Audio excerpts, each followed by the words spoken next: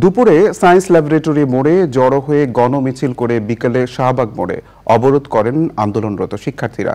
সেখানে তারা নানা ধরনের স্লোগান দিতে থাকেন। ৯ দফা বাস্তবায়ন না হওয়া পর্যন্ত আন্দোলন চালিয়ে যাওয়ার ঘোষণা দিয়েছে বৈষম্য বিরোধী ছাত্র আন্দোলন। পরাগ আজিমের রিপোর্ট। বৈষম্য বিরোধী ছাত্র আন্দোলনের ডাকা গণমিছিল কর্মসূচির অংশ হিসেবে জুমার নামাজের পর রাজধানীর সায়েন্স ল্যাবরেটরি মোড় অবরোধ করেন শিক্ষার্থীরা। সেখানে তারা অবস্থান করেন বিকেল ৪টা পর্যন্ত। কয়েক ঘন্টা অবরোধের পর মিছিল নিয়ে এলিফ্যান্ট রোড হয়ে তারা রওনা দেন শাহবাগের উদ্দেশ্যে। বিকেল 4:30টার দিকে শাহবাগ মোড় অবরোধ করেন শিক্ষার্থীরা। ওই সময় জাতীয় জাদুঘরের সামনে ছিল পুলিশের সতর্ক অবস্থান।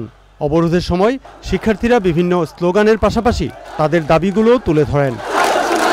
সরকারকে স্পষ্ট করে জানিয়ে দিতে চাই, ছাত্র সমাজের ৯ দফা আদায় না হওয়া পর্যন্ত আমাদের আন্দোলন চলবে। আমরা অফিসিয়াল তথ্য আলোকে বললাম ৩০০ উপরে, কিন্তু সারা দেশের মানুষ যেভাবে তথ্য দিচ্ছে সেটা ৩০০-র অনেক গুণ হতে পারে।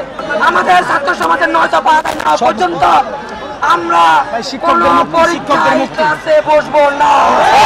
সারা দেশে গণগ্রেপ্তার, গণহত্যা, ছাত্র শিক্ষক সকল শ্রেণী পেশা মানুষের উপরে হামলার প্রতিবাদে এবং ছাত্র সমাজের ৯ দফা দাবি আদায়ের লক্ষ্যে আজকের যে গণমিছিল, সেই গণমিছিল এখানে সমাপ্ত ঘোষণা করা হলো।